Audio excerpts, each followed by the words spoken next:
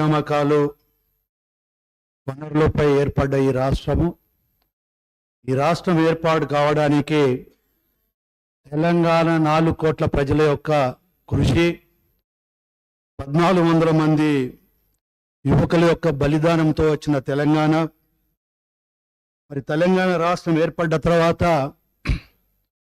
TRS ఈరోజు BRS అధికారంలోకి వచ్చిన తర్వాత అధికారం వచ్చే ముందు రాష్ట్ర ఆర్థిక పరిస్థితి, తెలంగాణ రాష్ట్రం ఏర్పడేటప్పుడు ఆర్థిక పరిస్థితులు ఏ విధంగా ఉన్నాయి, మరి 10 సంవత్సరాల తర్వాత ఈరోజు ఏ పరిస్థితి ఉన్నది అనేది ప్రజలకు వాస్తవాలు వివరించి మరి రాబోయే రోజులలో ఇంతకుముందు గౌరవ ముఖ్యమంత్రి వారు చెప్పినట్టుగా ప్రతిపక్షాల యొక్క సూచనలు, మేధావుల సూచనలు తీసుకొని ఈ దేశంలోనే రాష్ట్రంను ఒక ఉన్నతమైన స్థానంలో నిలపాలని ఒక ప్రయత్నంలో భాగమైన విషయాన్ని కూడా మనం అందరం కూడా గుర్తించవలసిన అవసరం ఉంది అని చెప్పి ఈ సందర్భంగా మనం చేస్తున్నాం.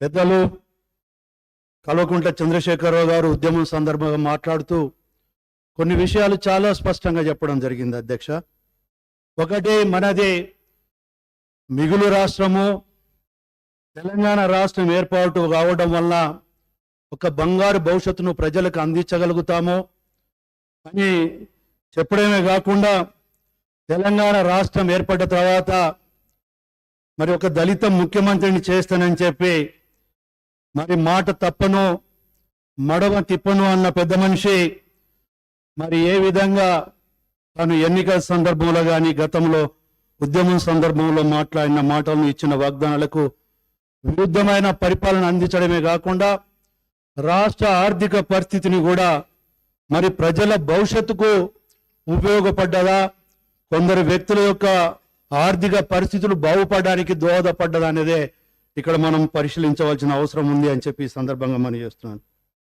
అప్పు చేయడం తప్పు అని నేను అనడం లేదు, ఏ వ్యక్తి కూడా అప్పు చేయడం తప్పు అని చెప్పి ఎవరు కూడా అనరు అని చెప్పి ఈ సందర్భంగా మనం చేస్తున్నాం. కానీ చేసిన అప్పును మనము ప్రజల యొక్క ఆర్థిక పరిస్థితులు అభివృద్ధి చెందడానికి, రాష్ట్ర ఆర్థిక పరిస్థితులు అభివృద్ధి చెందడానికి, మరీ ముఖ్యంగా ఉత్పత్తి వ్యయాన్ని పెంపొందించడానికి, అదే కాకుండా సంక్షేమ కార్యక్రమాల ద్వారా ప్రజల జీవన ప్రమాణాన్ని పెంపొందించడానికి దోహదపడితే ఎవరు దీన్ని వ్యతిరేకించవలసిన అవసరం లేదు, దాన్ని మనము ఆమోదించవలసిన అవసరం ఉంది అని చెప్పి ఈ సందర్భంగా మనం చేస్తున్నాను. అధ్యక్ష, కానీ వాళ్ళ మనం చూస్తున్నాం పేరు ప్రతిష్టల గురించో లేకుంటే వాళ్ళ యొక్క వ్యక్తిగతమైన స్వార్థం గురించో చేసిన అప్పును ఖర్చు పెట్టినప్పుడే ఈ సమస్య ఉత్పన్నమవుతుందనే విషయాన్ని మీ దృష్టి తీసుకొస్తున్నా. ఒకసారి మనం చూస్తే రాష్ట్రం ఏర్పాటప్పుడు జరుగుతున్న ఏర్పాటులో ఆంధ్ర తెలంగాణ విడిపోయినప్పుడు మన అప్పులు చూస్తే 72,658 కోట్ల అప్పు ఉంటే ఈరోజు సరే వివిధ రకాల యొక్క అప్పులను మనం పరిగణలోకి తీసుకున్నప్పుడు 6,12,343 కోట్ల అప్పు ఉన్నదనేది మనకు శ్వేతపత్రం ద్వారా మనకు వివరంగా మనకు తెలియజేస్తున్న విషయాన్ని మన దృష్టికి తీసుకొస్తున్నాం. ఒక మాటలో చెప్పాలి అంటే ఈరోజు ఈ రాష్ట్రంలో ఉన్న ప్రతి ఒక్క వ్యక్తి మీద, అదేవిధంగా పుట్టబోయే బిడ్డ మీద కూడా 1,58,000 అప్పు ఎత్తిన ఘనత గత ప్రభుత్వాన్ని అని చెప్పక తప్పదు అనే విషయాన్ని మీ దృష్టికి తీసుకొస్తున్నా. అదే కాకుండా మనం చూస్తే మరి పెద్దలు గౌరవనీయులు హరీశ్వరరావు గారు మాట్లాడుతూ రాష్ట్ర ఆర్థిక పరిస్థితి అన్ని విధాలు అభివృద్ధి చేసినాం. అదే కాకుండా మనం చూస్తే రాష్ట్ర ఆర్థిక పరిస్థితి మరి పరిపుష్టిగా ఉన్న రాష్ట్రము, సంపద సృష్టించామని చెప్పి కూడా చాలా ఘనంగా చెప్పారు. కానీ ఒక విషయాన్ని మనం చూస్తే ఇవాళ మన రాష్ట్ర రెవెన్యూ యొక్క అభివృద్ధిని కూడా మనం చూస్తే తెలంగాణ రాష్ట్రం ఏర్పాటు కాకముందు ఏదైతే ప్రతి సంవత్సరము యావరేజ్గా మనం చూసినప్పుడు 14.9% పెరుగుదల ఉంటే మరి ఈ 10 సంవత్సరాల్లో కూడా రాష్ట్ర రెవెన్యూ పెరిగిన శాతాన్ని కూడా మనం చూస్తే అదే 14.9% ఉన్న మాట వాస్తవం అవునా కాదా అనేది ప్రతి ఒక్కరు మనం గుర్తించవలసిన అవసరం ఉంది అని చెప్పి ఈ సందర్భంగా మనం చేస్తున్నాం. అదే కాకుండా మనం చూస్తే మరి ఆ రోజు 72,658 కోట్ల అప్పుతో ఉన్నది, ఈరోజు 6,12,000 కోట్ల అప్పులతోటి మరి ఉన్నది అని అంటే మరి గతంలో 14-15 కన్నా ముందు ఆ రోజు రాష్ట్రంలో వడ్డీల రూపాయన కానీ అసలు రూపాయన చెల్లించింది 6,954 కోట్ల. అధ్యక్ష, కానీ ఈరోజు పరిస్థితి ఏంది అని అంటే ప్రతి సంవత్సరము 37,939 కోట్లు వడ్డీ కానీ అప్పు కానీ చెల్లించే పరిస్థితి ఉన్నది. అంటే మన రాష్ట్ర రెవెన్యూలో 34% వరకు దాని భాగస్వామ్యం ఉన్నది అని అంటే మరి మన ఆర్థిక పరిస్థితి ఎంత అధ్వానమైన పరిస్థితులు ఉన్నదో మనం ఒకసారి అర్థం చేసుకోవాల్సిన అవసరం ఉంది అని చెప్పి ఈ సందర్భంగా మనం చేస్తున్నాం. అదే కాకుండా ఒకసారి చూస్తే మనం అధ్యక్ష ఇవాళ కాళేశ్వరం ప్రాజెక్ట్ చాలా గొప్పగా ప్రతి సందర్భంలో చెప్పేవాళ్ళు. కేసీఆర్ గారు అయితే మరి పత్రికా సమావేశంలో కూడా ఒక సందర్భంలో ఒక పత్రికా సోదరుడు ఉండి మరి కాళేశ్వరం ఒక అసభ్య పదజాలంతో ప్రతిపక్ష పార్టీని దూషించడమే కాకుండా వారికి తలకాయ లేదు మెదడు లేదు అని పద్ధతిలో మాట్లాడమే కాకుండా మరి తను ప్రతి రక్త బొట్టును తన ఆలోచనను ఉపయోగించి ప్రాజెక్టులను రూపకల్పన చేయడం జరిగిందనే విషయాన్ని కూడా చాలా స్పష్టంగా చెప్పిన విషయాన్ని కూడా మనం ఇక్కడ గుర్తు చేసుకోవాల్సిన అవసరం ఉంది. ఇవాళ ప్రజాధనం ఎంత దుర్వినియోగమైంది, లక్షలలో అయిందా లక్షల కోట్ల అయిందా అనేది కాదు. ప్రజల సొమ్ము 1 రూపాయి దుర్వినియోగమైనా అది ప్రజలకు మనం ద్రోహం చేసిన వాళ్ళ మీద అనే విషయాన్ని ఇక్కడ గుర్తుపెట్టుకోవాల్సిన అవసరం ఉంది. ఇవాళ చాలా గొప్పగా చెప్పిన ప్రాజెక్టు మనం ఒకసారి చూస్తే ఇవాళ మేడిగడ్డ ప్రాజెక్టు పరిస్థితి ఏంటి అధ్యక్ష? ఇవాళ మేడిగడ్డ ప్రాజెక్టు కుంగిపోతున్నది. అదేవిధంగా ఇంజనీరింగ్ నిపుణులు వచ్చి దాన్ని మొత్తం ప్రాజెక్టులను పరిశీలించినప్పుడు ఒక మేడిగడ్డ ప్రాజెక్టే కాదు, ఈవెన్ సుందిల్లా కావచ్చు అన్నారం ప్రాజెక్టులు కూడా వాటిని డిమాలిష్ చేయవలసిన పరిస్థితులు ఉన్నాయనే విషయాన్ని వాళ్ళు రిపోర్ట్ రూపంగా ఇచ్చిన విషయాన్ని కూడా ఇక్కడ మనం గుర్తు చేసుకోవాల్సిన అవసరం ఉంది. అదొక్కటే కాకుండా దానికి చాలా స్పష్టంగా ఒక సందర్భంలో చెప్పారు చంద్రశేఖరరావు గారు, గౌరవ చంద్రశేఖరరావు గారు. ఎందుకంటే ఈ ప్రాజెక్టులకు ఈ డిపిఆర్లకు ఈ ప్రాజెక్టులకు కర్త కర్మ క్రియ అని చెప్పి తానే ఒప్పుకున్న విషయాన్ని ఇక్కడ మనం గుర్తుంచుకోవాల్సిన అవసరం ఉంది. మరి నిన్న ఇరిగేషన్ మంత్రిగా ఉత్తమ్ కుమార్ రెడ్డి గారు రివ్యూ చేసినప్పుడు, గౌరవ మంత్రివర్యులు రివ్యూ చేసినప్పుడు అధికారులు ఇచ్చిన సమాచారం మేరకు ఏంటి అంటే దానికి డిపిఆర్ అని కానీ లేదా టెక్నికల్ పర్సన్స్ నిపుణులు డిజైన్ చేసిన రిపోర్ట్స్ కానీ లేవు. ముఖ్యమంత్రి గారు చెప్పారు మేము చేసాము అని అంటే ఇది ఎంత మట్టుకు సబబో ప్రతి ఒక్కరు మనం ఆలోచించవలసిన అవసరం ఉంది.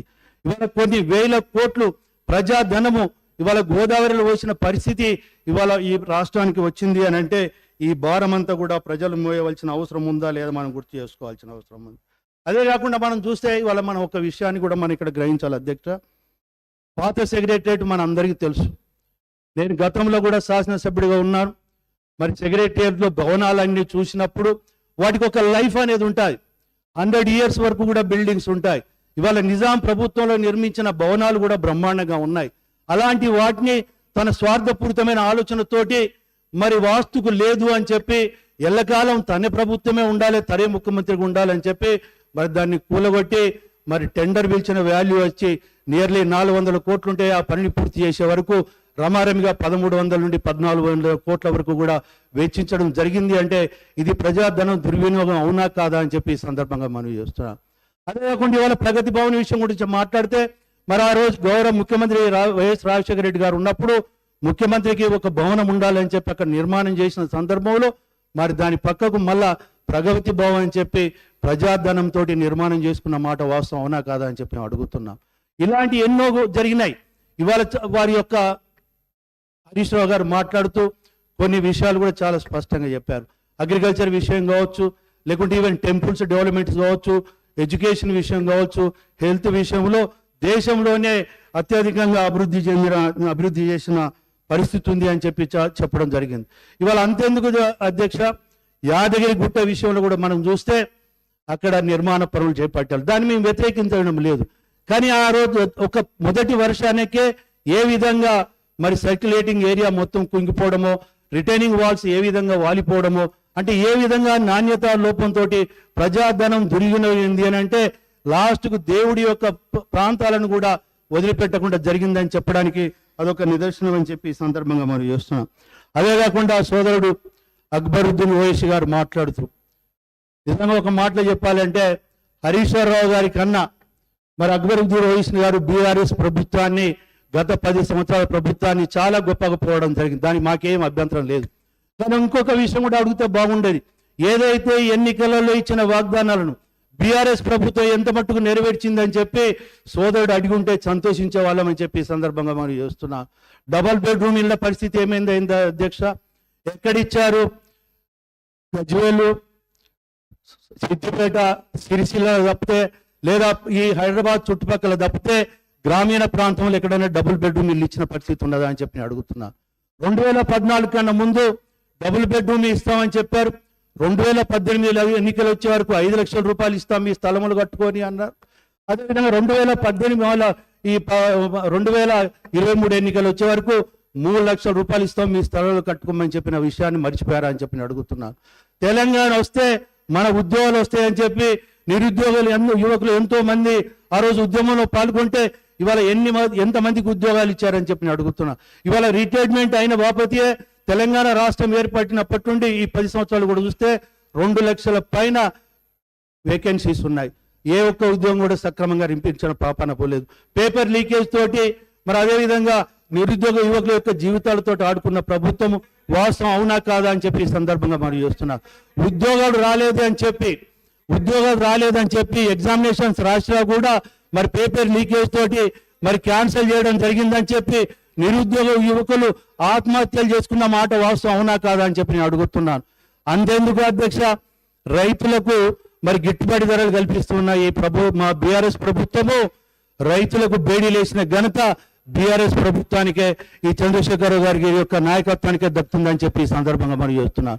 రైతులకు గిట్టుబాటు ధర కల్పించడానికి మరి ఎన్ని వేల కోట్లైనా ఖర్చు పెడతారని చెప్పిన పెద్ద మనుషులు ఖమ్మంలో మాకు గిట్టుబాటు ధరలు వస్తలేదని చెప్పి నిరసన తెలియజేస్తే బేడీలేసిన ప్రభుత్వము బీఆర్ఎస్ ప్రభుత్వం అనే విషయము వాస్తవం అవునా కాదా అని చెప్పి ఈ సందర్భంగా మనం చేస్తున్నాం.